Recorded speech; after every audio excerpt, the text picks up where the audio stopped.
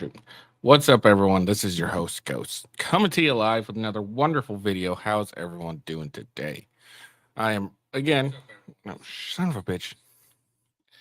Oh, man, I am exhausted today. I'm running, a little behind on some steam. I'm feeling 100%. It's just a long fucking day already. Hasn't even started yet. Today we're going to talk about the Iowa shooter. And then a TikToker faces some backlash. Texas has a funny response to New York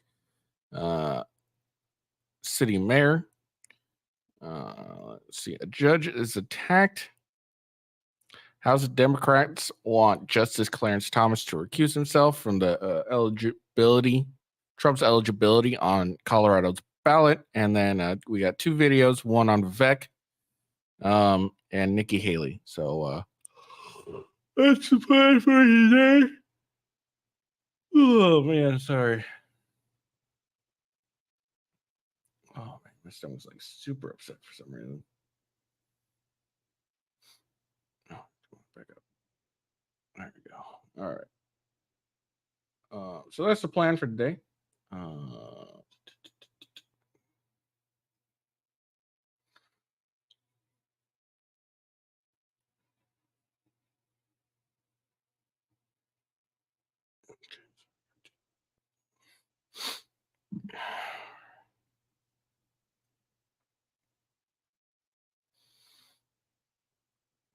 Hold on. I got like a lot of tabs. I got to pause everything.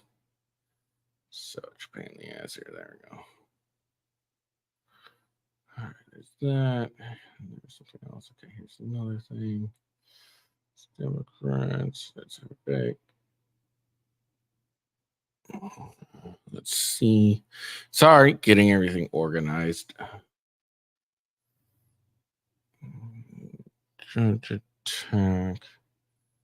TikToker.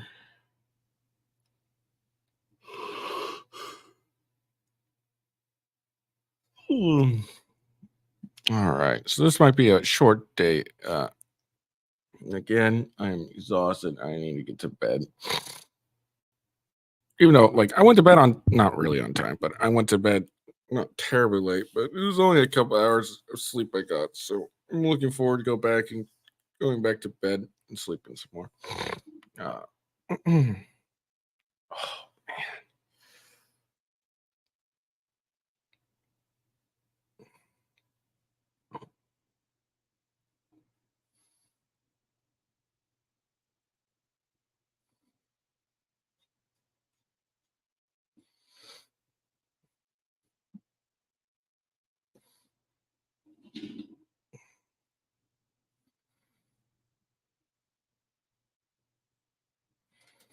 All right, so let's check out the Iowa shooter.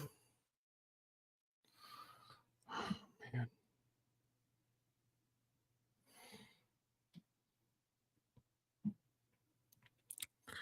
So Perry High School shooter Dylan Butler kills Iowa sixth grader and injures four other students. Oh fucking hell, man. And the principal for turning gun on himself and leaving behind explosive device.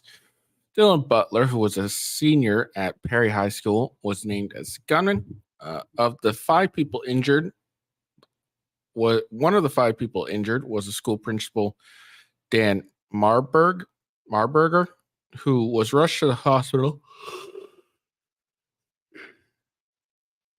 And it was a surgery for his gunshot wounds. This was reported on January 4th, so it was just yesterday. Oh, shit. Butler killed a sixth grader during his rampage at the Iowa school on Tuesday.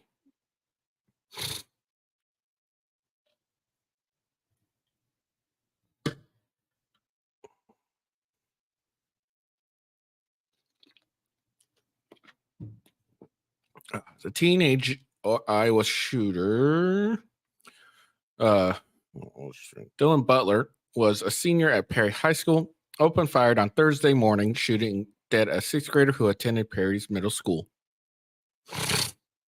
Butler was armed with a pump-action shotgun and a handgun, both of which are illegal for a 17-year-old to obtain in Iowa. He also had a rudimentary explosive device, which was undetonated and was later rendered safe by U.S. Fire marshals. Really? Okay. The 17-year-old died of a self-inflicted gunshot wound by the time first responders arrived at the school shortly after 7:40 a.m. The ordeal triggered a massive evacuation of 1,785 students on their first day of classes after winter break. Cops have yet to provide a possible motive. One of the 5 people was a school principal, Dan Marburger. He was rushed to the hospital and was in surgery for his gunshot wounds. The other 4 people injured were students. Of the 5, one is in critical condition, although police did not confirm if this was the principal or a student. Hours before the shooting took place at 7:37, Butler posted a TikTok posing in what appeared to be in a school bathroom with the caption, "Now we wait." The senior pulled an odd face as a blue duffel bag sat on the ground of the stall. So this is the picture, apparently. That's McBurger.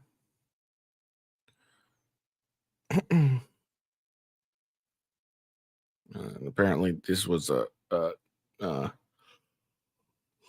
screenshot of him and a friend shooting playing stick guns. Apparently, officers. There you go. Butler posted the TikTok selfie with the song "Stray Bullet" playing in the background. In summer, just weeks before the shooting, Butler posted another video on the same social media account of him sitting on a children's playground equipment with a friend pretending to be in a gunfight using sticks. Butler gets shot, quote unquote, by a stick, falls down the children's slide. On Thursday morning, there were hundreds of emergency services at the scene, which is 25 miles northwest of Des Moines.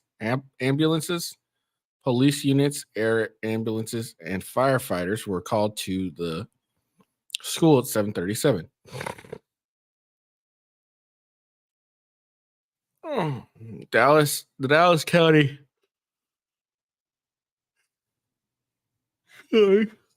Sheriff's Office confirmed the shooting, which happened on the first day of classes. The FBI Omaha Des Moines was on the scene, as was the Bureau of Alcohol, Tobacco, Firearms, and Explosives.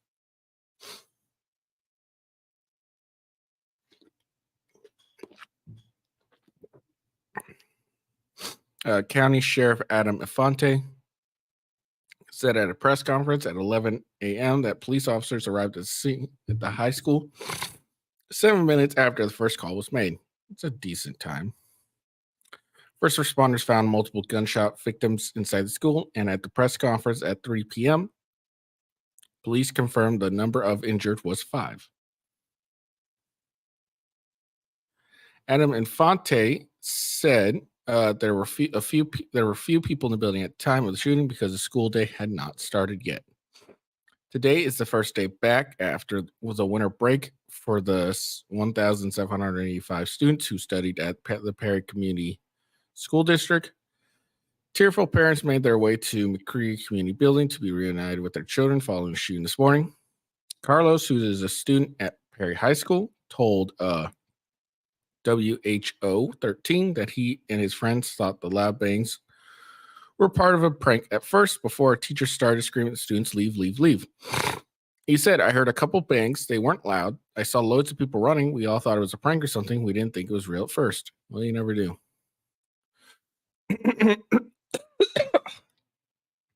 Erica Joliffe said that her daughter, a 9th grader, reported getting rushed from the school grounds at 7:45. Distraught Joliffe was still looking for her son Amir, a sixth grader, 1 hour later.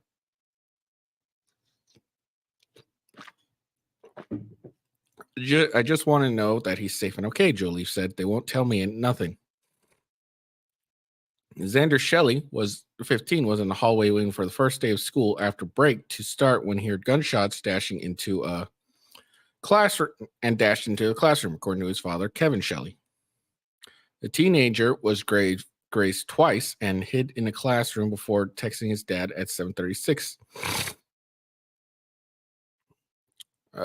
Kevin Shelley, who drives a garbage truck, told his boss he had to run. Was the most scared I've been in my entire life, he said. Rachel Karras, an 18-year-old senior, was wrapping up jazz band practice when she and her bandmates heard what she described as 4 gunshots spaced apart. We all just jumped, Karras said. My band teacher looked at us and yelled, "Run," so we ran. Karras and many others from the school ran out past the football field as she heard people yelling, "Get out, get out." She said that she heard additional shots as she ran, but she didn't know how many. She was more concerned getting home to her 3-year-old son. Oh, shit, lady. 18 years old, senior, has a 3-year-old son. So is it 18, 17, 16? You had a kid at 15. Man, she's been making some terrible decisions.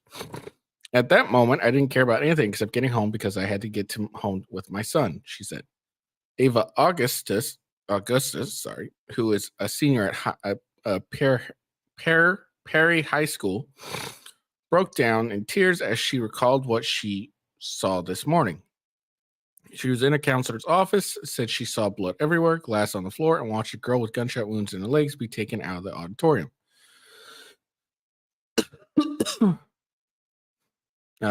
She said, I run and you can just see glass everywhere, blood on the floor. I get to my car and they're taking a girl out of the auditorium who had been shot in her leg. Perry Elementary School and Perry Middle School, which are nearby to the high school, were evacuated and buildings were cleared by 8:32 a.m. Multiple victims were transported to Mercy One Des Moines Medical Center, a hospital spokesperson confirmed. 2 gunshot victims are being treated at Iowa Methodist Medical Center. Linda Adroff, board president of Perry Community School District, said it is horrendous, awful. People need to figure out their lives. What the fuck? This is just terrible. This is just disgusting. It's terrible. The shooting occurred in the backdrop of the Iowa caucus and not far from where Republican candidates were campaigning. Yeah, I'm sure that was the plan for this guy. He's like, oh, these are Republicans that are campaigning over here. I'm going to go shoot up school. I'm sure that was his plan. Vivek Ramaswamy, who has a campaign event planned in Perry today, wrote on X, prayers for the community in Perry, Iowa this morning. Senator Chuck Grassley said in the wake of the shooting, today's appalling violence of Perry High School is heartbreaking. Barbara and I are grateful for the quick response by school officials and law enforcement to protect students and restore safety. The Perry community is strong will band together through hard times. I'm here to help if additional Fed resources needed. What the fuck is this goddamn stating senator or writing senator? Perry is a very diverse working class suburb of Des Moines. So there we go. So that's the shooter.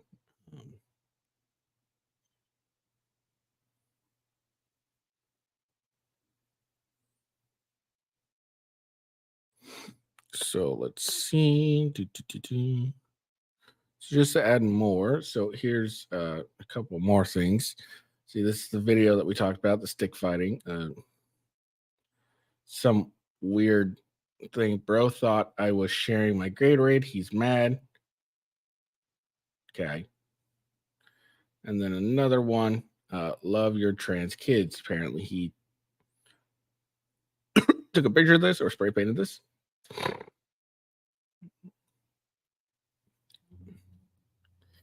So there we go.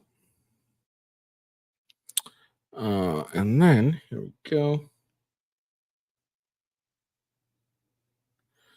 So these are apparently family members of the shooter. sisters Yasina Roder and Kamaya Hall, both 17, said alongside their mother, Alita, that Butler was bullied relentlessly since elementary school, but it escalated recently when his younger sister started getting picked on too.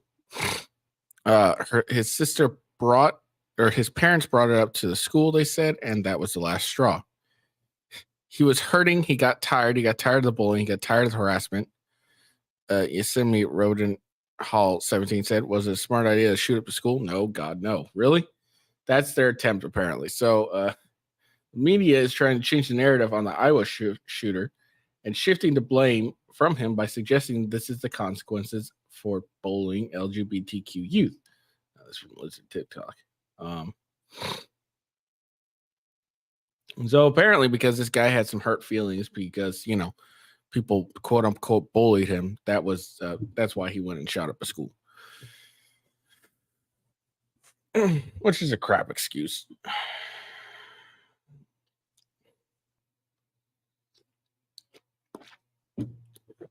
My heart goes out to the family of the 6th grader who was killed. That's really terrible. I really have no words. I can't, like I said, I've told you guys, I have a daughter of my own, got another one on the way. No way in hell I can imagine losing a child. This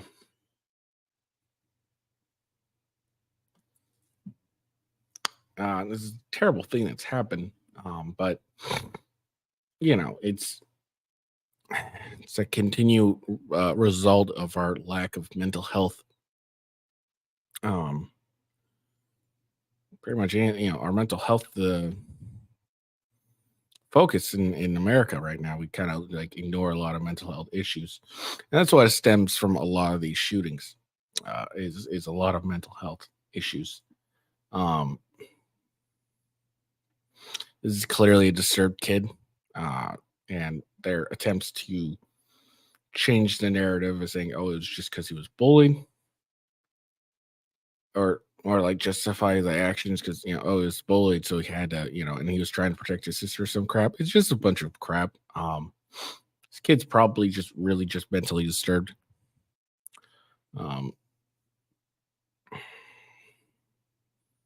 It's just ridiculous, really. It's really just ridiculous how there's such a lack of security at schools, and all people want to do is remove guns. Like that's going to help anything. I mean, this kid's a 17-year-old kid, and he was able to, somehow obtain a shotgun and a handgun and shoot up a school. So, this whole lack of security because of fuck if I know, it's getting really ridiculous. Fortunately, the police responded at a fairly decent time, 7 minutes. I mean, that's a pretty good time in my opinion. Excuse me, sorry about that. Oh wow, that helped a lot though.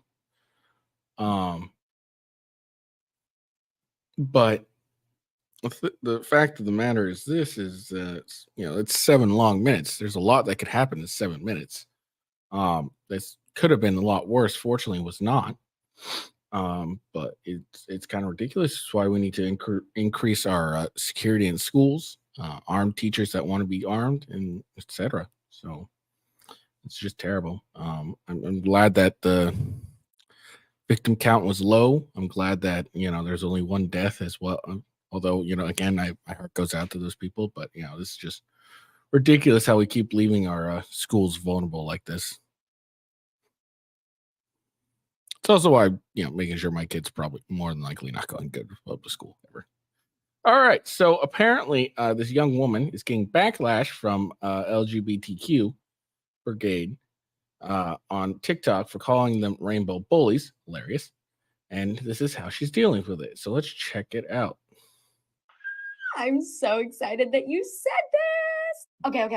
Okay. I think this said, okay. I'm assuming she's referring to this right here up top where it says misgendered someone and you calling the LGBTQ community Rainbow Brigade is homophobic and makes you as bad as him. How would you like it if someone referred to you as he or him? First of all, You just assumed my gender. Second of all, I don't give a fuck.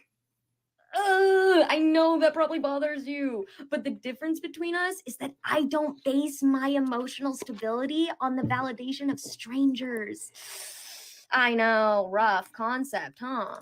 And by the way, there's nothing wrong with me accurately defining a group of people as rainbow bullies when they are literally notorious for throwing temper tantrums and lashing out at people who think even minutely different from them. And by the way, I have personally been called things so much worse than a rainbow bully. So if that is going to be the end all be all for your whittle feelings, then I think you need to go take a trip over to Super Weenie Hut Jr. I'm so excited that you said this. All right. So for those younger people out there, Super Weenie Hut Jr. is a SpongeBob reference. I like her. I like this chick. That's hilarious. All right, hold on.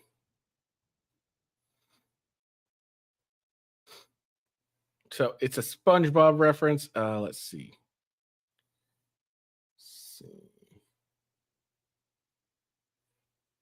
Here. Just give you an idea. Listen, kid. I think you'd be more comfortable over at that place. Weenie Hut Juniors? Are you saying I belong at Weenie Hut Juniors? Oh, no. Sorry. I was actually pointing to the place next to it. Super Weenie Hut Juniors? Yeah. All right. So there we go. That's a reference. This is a SpongeBob reference. That was hilarious. It's a good response. It's kind of funny because he's really accurately describing him, these LGBT community rainbow bullies. I like that term. And how is rainbow bullies homophobic? What about calling someone a bully means you're afraid of them? You're accurately describing them. I wouldn't call them a bully or a homophobic. And you know, there's a lot of things. Again,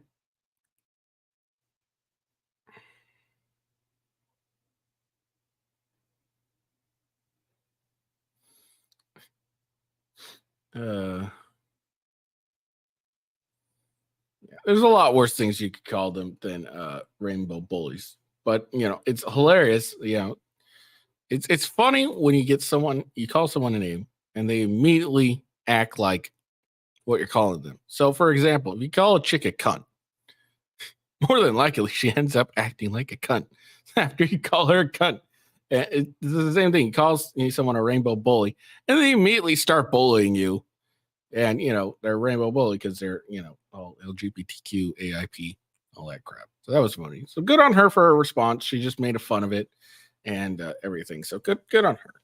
I saw a comment though that her voice is mad annoying. I agree. Her voice was pretty annoying, but it was really funny. So, props to you. Props to you for not folding over the pressure of the rainbow.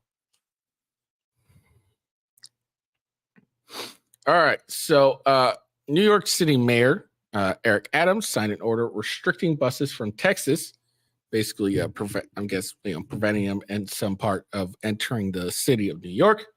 So, what Texas did was hilarious. They dropped them off in Jersey, right next to a train that goes straight to New York City. So let's check it out.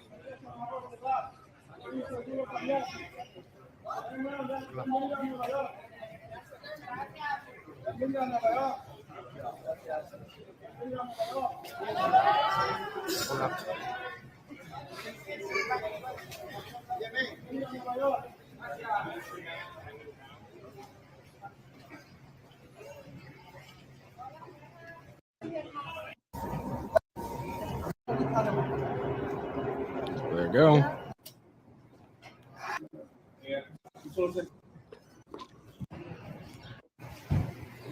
So there we are.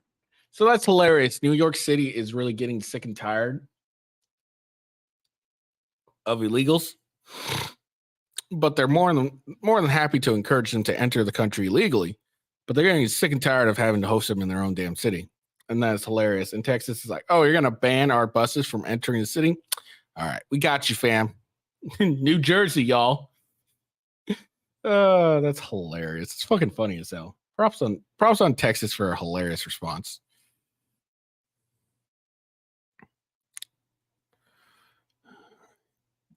All right, so Clark County judge was attacked in court the other day after she denied this guy probation. Hold on, I want to get the full clip.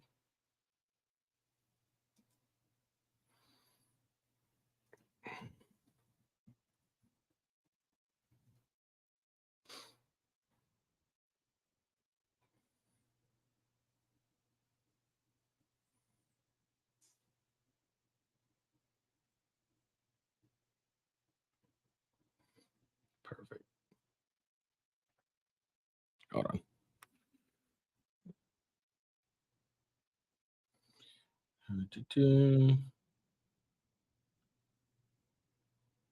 Okay, no. Sorry, there's an ad playing.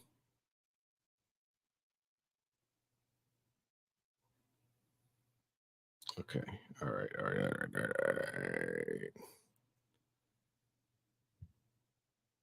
Overnight, a judge attacked in a Nevada courtroom.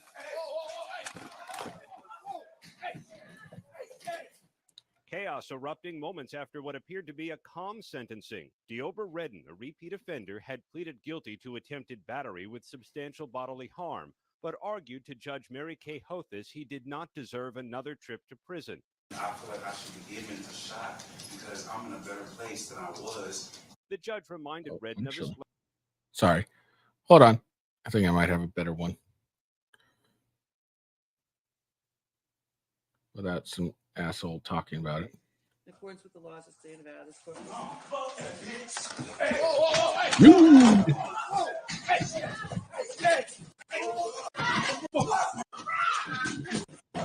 Okay. All right. Whatever. This is probably just slightly better. So let's see. You know what? We'll try and get both sides. Hold on.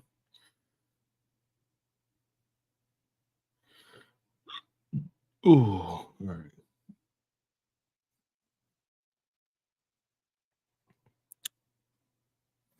Let's get this small part. Overnight, a judge attacked in a Nevada courtroom.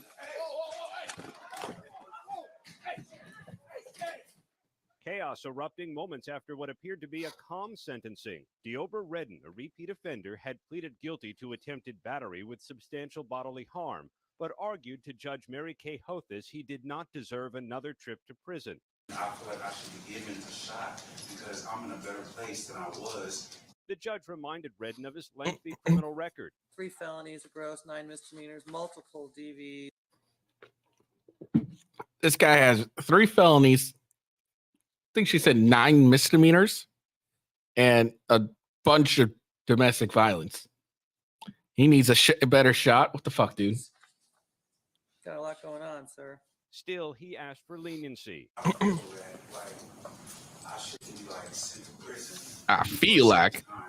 But the judge denied his request for probation. I appreciate that, but I think it's time that he gets a taste of something else because I just can't with that history. In accordance with the laws of the state of Nevada, this court... All right, so there we go. So we got the beginning. Now let's watch the end. Let's check this out. Something else because I just can't with that history. In accordance with the laws of the state of Nevada, this court...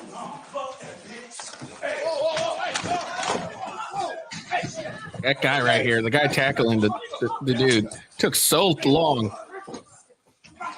It took so long to respond. He's like, whoa, whoa, whoa. He didn't even stop the judging. Stop the count in the first place.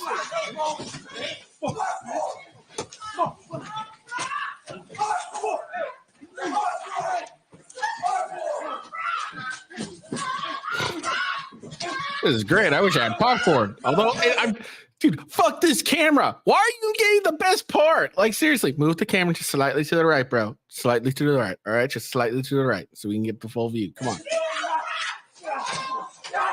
Now he's getting his ass kicked. Get off her. Get off her.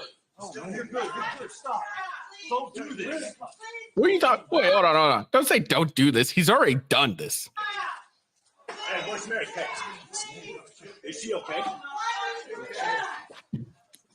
So good job. Now he caught a case of assault on a public official. That's going to get you even more time, dude. So good job. Fucking radio somebody.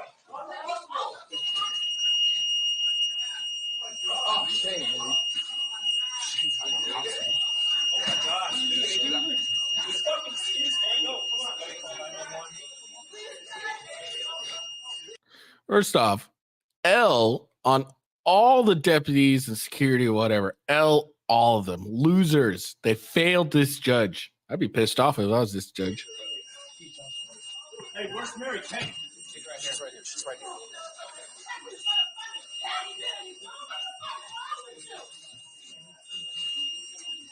Yes. Stay down. Get on the ground.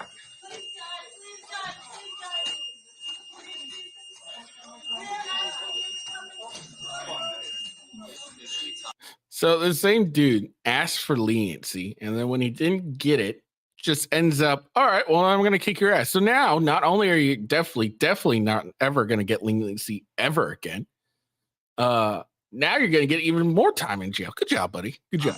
Proud of you. Proud of you.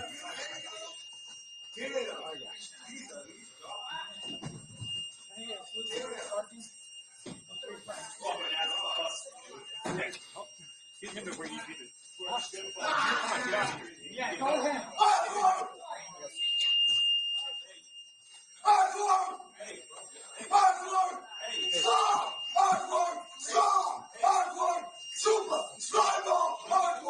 The fuck is this going on? Hey, my man. Now, let's just rewind this all the way back to the beginning and watch this for a second time. Hold on. Let's watch this. Hold on. I just can't with that history. In accordance with the laws of the state of Nevada,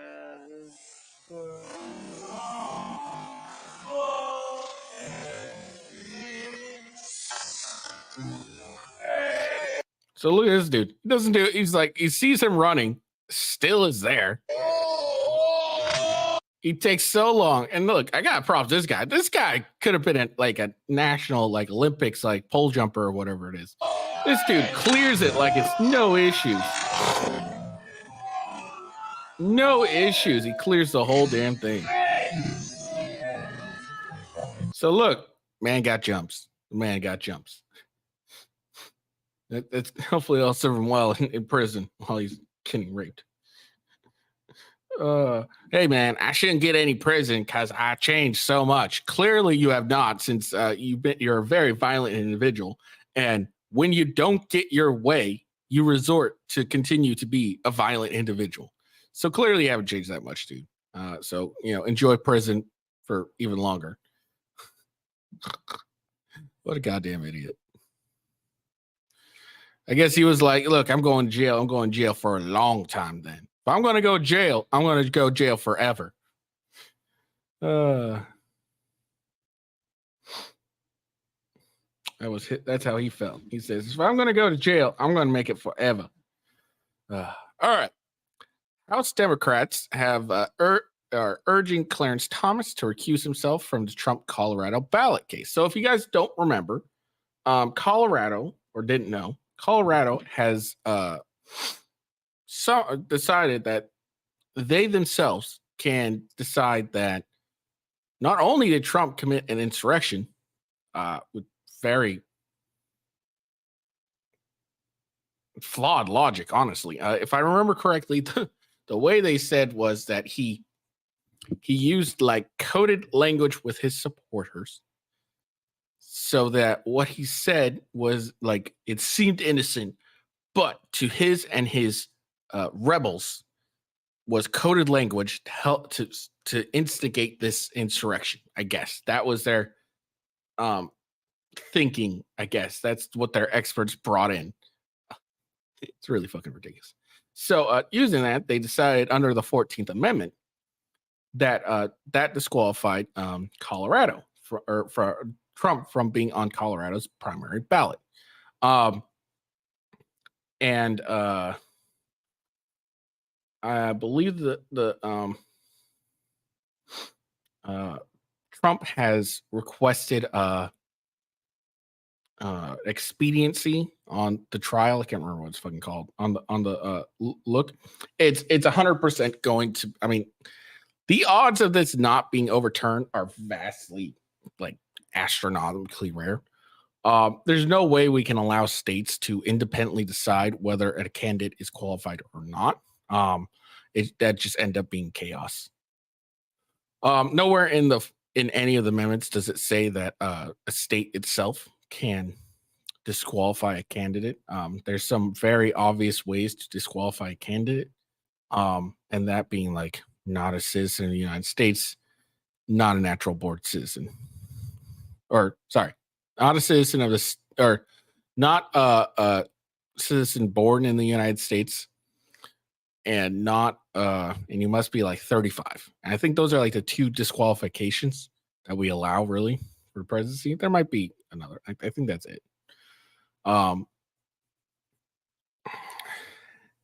And a president who was not only not impeached fully, because yes, he was impeached by the House, but he wasn't impeached by the Senate, so it doesn't really count. In my opinion. And to determine independently that he committed an insurrection or assisted in an insurrection with very faulty data is insane. So the Supreme Court's definitely going to overturn this ruling. We can't have states deciding on their own who's qualified and who's not to be on the ballot. And they're using the 14th Amendment. The 14th Amendment actually, let me see, it provides more of, there's a lot of theories on it at all. I highly recommend watching Rekieta Law from yesterday, his show. Him and Good Logic really get into it, made some very compelling arguments. Mainly the 14th Amendment doesn't describe the president as being someone that you could bar from holding office. Let's see.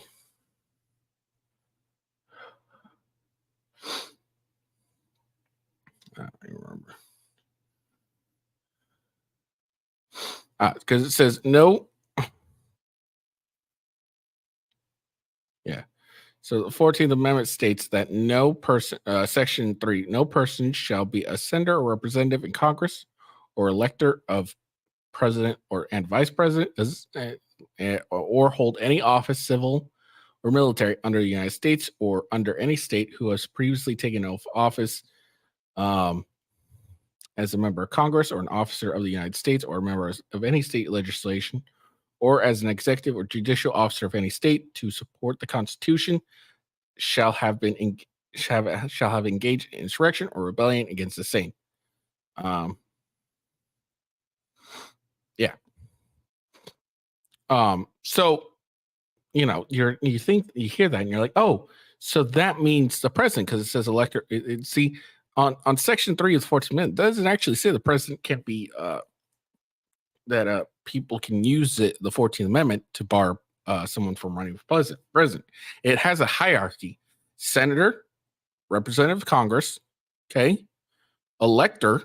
It's not of president and vice president, not president and vice president, the elector. I believe that reference the electoral college people, and then down to the rest of the stuff. So actually, the president doesn't really fall under the 14th Amendment, Section 3. It doesn't. It goes in a hierarchy of highest to lowest. So it doesn't, because say someone did participate in an insurrection and was a member of Congress, all right, and then that person run for Congress. Runs for president, and the majority of the country decide, yeah, we want this guy, then he should be able to be elected president of the United States, because that is the will of the people. That's the whole point of why we have elections, is to, the president is the embodiment of the will of the people. So that's why, Section 3 of the 14th Amendment doesn't really actually apply to the president. As much as Democrats want this to be. Oh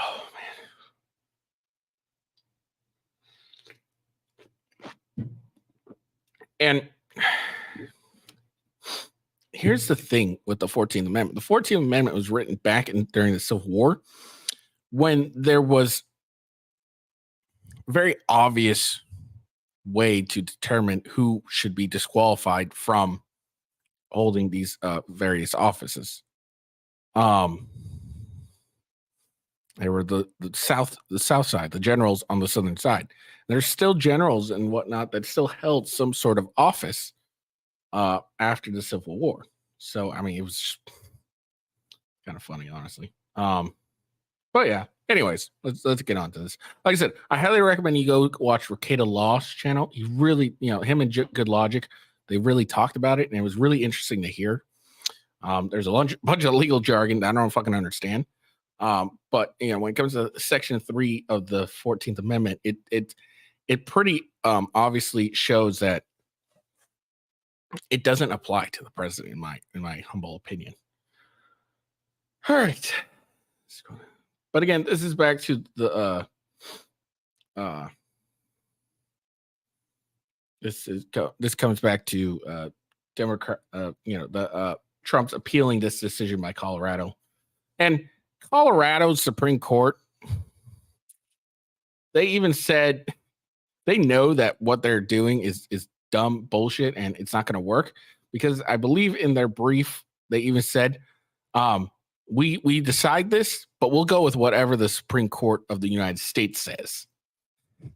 So they kind of they know this is a kind of a bullshit decision we're making here. So we're going to add this caveat of we'll go with whatever the Supreme Court of United States says, but we're determining this. All right. So a group of House Democrats on Thursday called on conservative Supreme Court Justice Clarence Thomas to recuse himself from a case involving former President Donald Trump's eligibility to appear on Colorado's public Republican primary ballot. I got another thing here. I'll finish this and then we'll talk more on this thing. Now, I wonder what they're trying to say, what the reasoning why. Trump on Wednesday asked the Supreme Court to overturn a Colorado court ruling last month that disqualified him from appearing on the ballot over his conduct leading up to January 6th attack on the Capitol. The former president appeal came after the state's Republican Party filed its own appeal of the Colorado Supreme Court decision. The court puts its ruling on hold to allow for appeals, meaning Trump could remain on the ballot pending U.S. Supreme Court action. So a group of House Democrats led by Republican Hank Johnson of Georgia, the ranking member of the House Judiciary Committee's Court Subcommittee, demanded that Thomas recuse himself from the case in a letter dated Thursday. The letter says Thomas should recuse himself because his wife, conservative activist Gina Thomas, was an outspoken supporter of Trump's attempts to overturn the 2020 election results. This time, we must urge you to recuse yourself from any involvement in the case of Anderson versus Griswold, because your impartiality is reasonably questioned by substantial numbers of fair-minded members of the public who believe your wife, Virginia Thomas, substantially involvement in events leading up to the January 6th insurrection and the financial incentives it presents for your household if Trump is reelected and disqualifying. Is there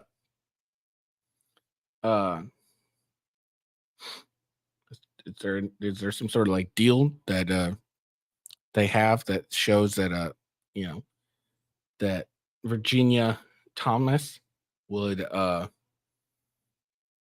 be compensated for her support of President Trump? I don't understand this. And although you call January 6th an insurrection, it wasn't an insurrection at all.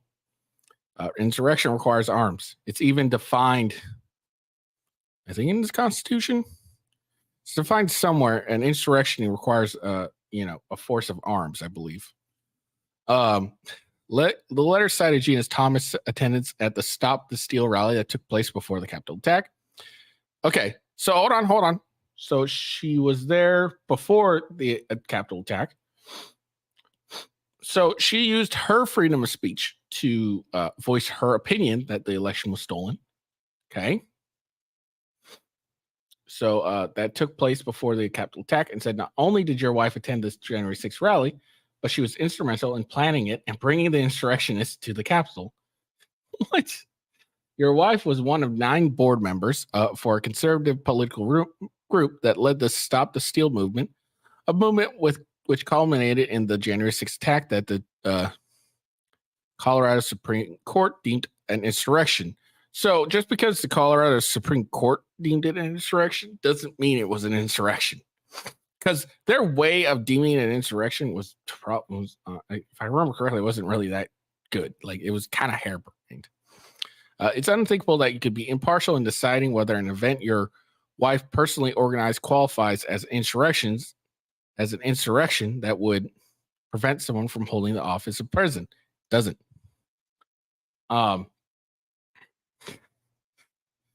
Okay. But here's the thing, though. Here's where they're wrong. This case, the ballot thing isn't about insurrection. It's about whether it's less about the quote unquote insurrection, and it's more about whether a state can determine whether a person qualifies for a ballot.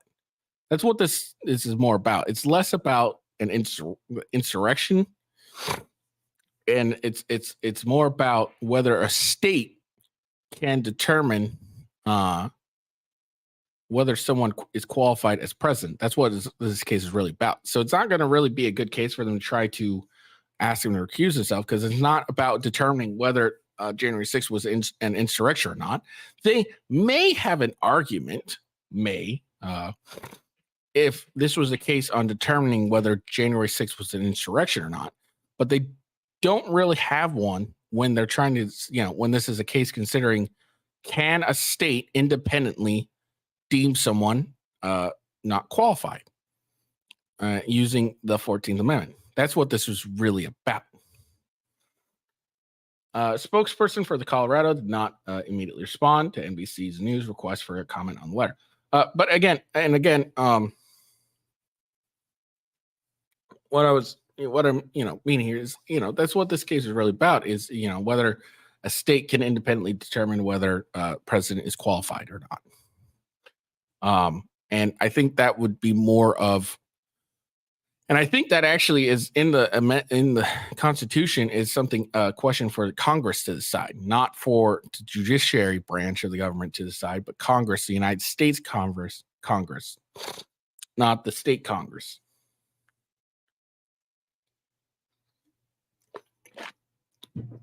This is apparently all the Dems that decided to write on this. Thomas in October accused himself in a case related to the Capitol attack that involves former Trump legal advisor John Eastman, who previously worked as one of Thomas' law clerks. Thomas has common practice for court justice, did not provide an explanation for his recusal. But Thomas continues to face scrutiny for refusing to recuse himself on several other January 6 related cases, including one involving whether Trump has presidential immunity from federal prosecution. He does. Johnson last month led a letter asking Thomas to recuse himself, and whatever. So there we go. So another thing I wanted to talk about when it comes to the 14th Amendment, if you're allowing states to determine a president's qualification, whatever the word I'm trying to say, I can't think of a word. That would give, here's the thing. If they allowed this, then Texas, Florida, a bunch of red states could, in theory, disqualify President Biden. Here's why. Because the 14th Amendment says to support the Constitution of the United States shall have engaged in an insurrection or rebellion against the same, or given aid or comfort to the enemies thereof. Now, I know what you're thinking. Well, what enemies and comfort, or how does this apply Biden? Well, you could argue that all the illegal immigrants that are entering this country are enemies. because they are effectively invading the United States, and by allowing them to enter without any punishment, or and also interfering with states trying to prevent them from entering, one could argue that is giving aid and comfort to the enemy. So it would open up a lot of red states from disqualifying Joe Biden. So this is why you can't allow states to independently determine whether a president can be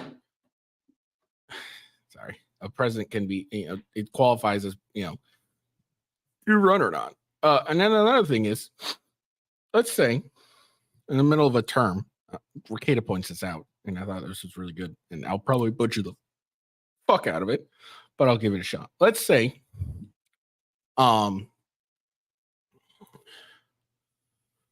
let's say in the middle of a term, either Joe Biden's or Trump's, whatever, that a state has decided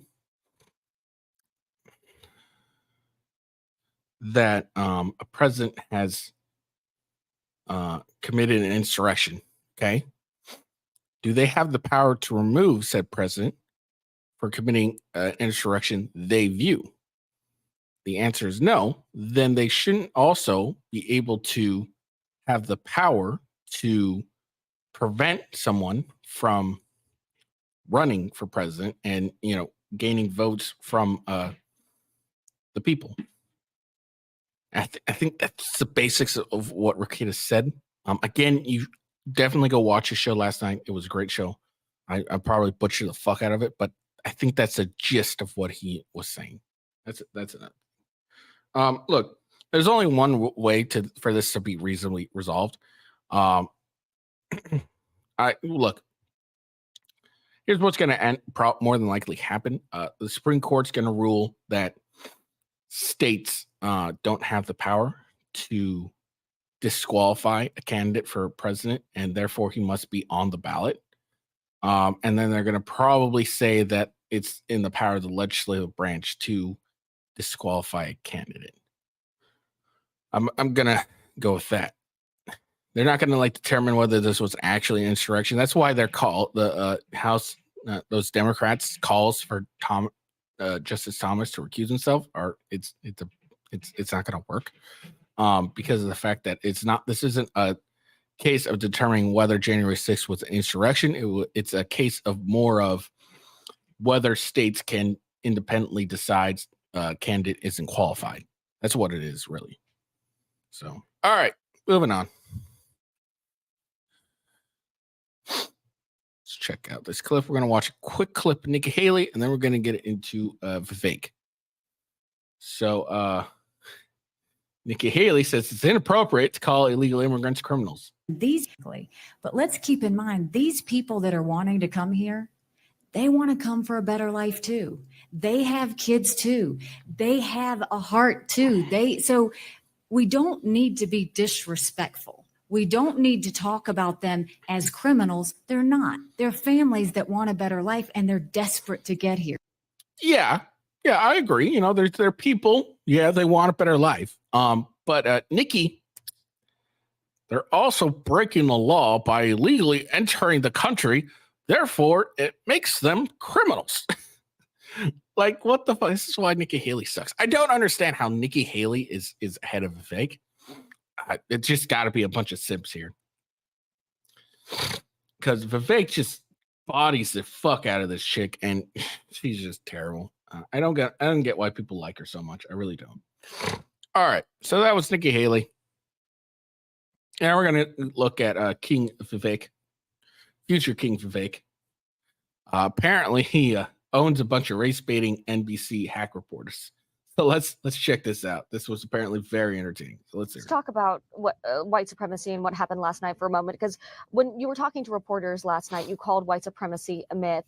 When someone asked you about Dylan Roof, you said you didn't know who that is. Have you looked up what happened in 2015? Yeah, look, I said this last night. Invidious racial discrimination is wrong no matter how it happens. But if a Washington Post reporter is asking me almost like a catechism, whatever question I said, I'm against invidious racial discrimination, whatever form it takes, it says, do you denounce white supremacy? it's incumbent on us for us to define what white supremacy is. I wrote my book, Woke Inc., and I've written about the detailed understanding of what the popular understanding of these terms have come to mean. Do you believe punctuality is a vestige of white supremacy, Dasha? Look, because if you don't, then you have a disagreement about many of the people who are defining those terms, or the written word, or the use, or the nuclear family. These aren't my words. These are the words of intellectual proponents from Ibram Kendi to the Ayanna Presleys to BLM that have said these are vestiges of white supremacy. So Mr. we can't Ramaswamy, have it both this is ways. what you do, though. We have to have You an choose- honest you choose discussion. Straw man arguments. This is not a straw man. You This is brought not up a straw Jussie man. Smollett as the best Jussie example Smollett of white was the hottest thing in supremacy. news in the back of a fake actual attack on him that we have to. Do people not remember that Jussie Smollett lied and faked a race attack? Is she really trying to what? What the fuck did you say? Hold on, let me try Have an honest discussion. Straw man arguments. Last night you brought up Jussie Smollett as the best Jussie example Smollett of white was the hottest thing in supremacy. news in the back of a fake actual attack on him that we have to contend with. And, This is and yet you have look at the examples like the federal law Buffalo enforcement's shooter data. in New York just in Cherry-picked. 2022. You have other but examples. you are also cherry picking when you bring up Jussie So Smollett. I'll look at all of the statistics. More black on black Absolutely. crime. If you really care about actual crime against black Americans, let's get to the root causes of it in the inner cities of this Look, country. the Anti-Defamation League tracked a 38% increase in white supremacist propaganda last Who's year. tracking that? The Anti-Defamation League. Yeah, the ADL, I don't think is a particularly credible source So when who they are have we supposed to cherry-picked look to information. when we're talking about I would suggest look at there's a table, 2x2 table, federal law enforcement data, which you could say what you do. Maybe we shouldn't believe that either. But look Okay, at black the on Asian crime, FBI black hate on black crimes, crime, the white FBI on hate black crime crime. statistics. That's a law enforcement agency. 59.1% was crimes based on itself. race, I look at ethnicity, absolute and violence. ancestry, saying hate crimes I rose look at 12% absolute violence, between Doctor. 2020 and 2021. Look at the absolute crimes themselves. What they classify as a hate crime is itself a political judgment. I think that when you actually care about protecting life, if you want to say Black Lives Matter, let's look at where Black lives are actually being lost. It's in the cities at the heart of other Black Americans and criminals that's that are absolutely restrained by an the issue that we absence of talk about retreating as well. police, But are we and we supposed should to ignore white supremacist hate crimes? We're not supposed to ignore any kind of crime, Dasha. That's what I say. But what I see is a selective reporting. Take the Nashville Transgender Shooter Manifesto. Every shooter manifesto in a mass shooting has been released within 48 hours, except for that one shooter in Nashville. Now, it ended up being leaked. What do you see? It wasn't a white supremacist. It was somebody that was actually making fun of using derogatory terms. I believe. Okay, so why are you cracker okay was the talking term about that manifesto rest- and not talking not about that the I'm not okay. manifesto I'm from okay talking the about both. 2015? I'm Dylan more than Roof okay shooting? talking about both. But what I'm asking is, why is the mainstream media suppress that one? Why did the police suppress that one? Why was that the one shooter manifesto that of all of the mass shootings, every other shooter manifesto has been released? I'm focused on that one because that's the one that's been hidden from us. And it comes back to the point of my candidacy and the way I'm going to run this country. Trust the people with the truth. If it doesn't match your narrative, The reality is, right now, I think the media did not hold the police Republicans accountable. are They would have actually been This chick is getting bodied by the fact she tries going like left, right, center, and he keeps going like, no, I don't care about that. Like, why do you only care about the transgender one? He's like, I care about them all, but I care about this one because it's the only one that's been hidden from us. That's a pretty good point, and she kind of glossed over that. Like, it's a kind of a good point. The fact that, like, look, I look at all of them because this is the one, but I'm focusing on this one because this is the one that was hidden from us, and we had to wait for Steven Crowder to leak it. starting to gain ground, gain traction with the Black community, with Latino voters. Do not worry that your rhetoric is pushing them away. There are folks to the contrary. I think we're going to bring Black people right now into who this are movement. concerned about your rhetoric. Well, you know what? I'm concerned about their corruption. If you had somebody who actually one of the most prominent Black influencer the other day, what did she say? I've been Black my whole life, and this man could actually unify this country. In response to a long exchange I had with a Black pastor who had an event here in Iowa, did challenge me with a hard question, asking me, are my views against affirmative action, how do those align with historical racial injustice? Affirmative action is a debate that is being had. If I may just finish this. If I may finish my... You can kind of tell that she's really losing this argument because she's constantly interrupting him. This is supposed to be like some sort of interview or some shit like that. And she's constantly interrupting him. You see that a lot. And he can't like finish a sentence without her jumping in on every single thing he's saying without like just waiting. Like the way this should work is she asks him a question. He answers fully. And then she goes back and like, okay, what about this? What about this? What about this? What about this? But instead, she's like mid-sentence, she's interrupting.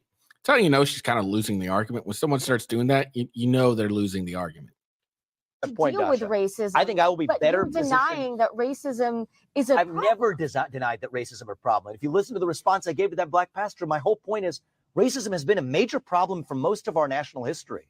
But we're getting close to the promised land that Martin Luther King envisioned. We're as darn close to it as we ever have been. And so what bothers the heck out of me is it's right when we're close to that promised land. Martin Luther King said it, I may not get there with you, and he didn't get there with us. But I think it desecrates the legacy of our civil rights movement, desecrates the legacy of Martin Luther King, that right when we get closest to the point of having racial equality and gender equality and even opportunities for people of minorities of many types, are we perfect? No. But are we as close as we've ever been? Yes, we have. To then obsess over systemic racism, to then obsess over white guilt. And then when you ask them what systemic racism, like what law is in place that, you know, is inherently against black people or minorities in general, every time I hear someone ask that question, I hear the person like, complaining about it, just like not give any whatever answer there is. There's no systemic racism in America at all. There's no, I don't think there's any laws in place and enforced that are inherently against people of a particular race. So systemic racism is a dumb argument. Guilt and otherwise. We're creating new waves of racism, Dasha, that we otherwise would have avoided right when we're closest to having achieved what even the proponents of the civil rights movement would have dreamed of. That's what bothers me. My exchange with that black pastor about a week or so ago, right here in Iowa, not far from where we are, it was in Indianola, not far from where we are in Des Moines, was that we're founded on the pursuit of a more perfect union, the pursuit of liberty, equality, and justice for all. And I reject this left-wing narrative that's creating more artificial division. So I believe I will bring more Black and Hispanic voters into our movement, not by saying fake poll-tested slogans, but by speaking the hard truth that we've been imperfect in our past, but let us celebrate the progress we've made and reject the media's cherry-picking narratives to actually get to the truth of the matter. And now if we care about Black lives, the things we're going to do isn't obsessing about white supremacy. It's actually fixing the problems in our cities, which I will do as our president. Yeah. Yep. So you decided Vivek own this chick? Yeah, he pretty much did. She was very emotional the entire time, and he had some very good points. Yeah, this is just ridiculous at this point. All right. That's all I got for you today. Hope you guys enjoy the stream. I'm exhausted. I'm gonna go back to bed and fucking try and get some rest before I gotta go to work. I hope you guys enjoyed the stream. Hope you guys have a good day.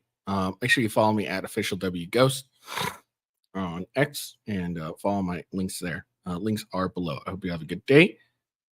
Peace out. And you know what, guys? I'll see you later. All right.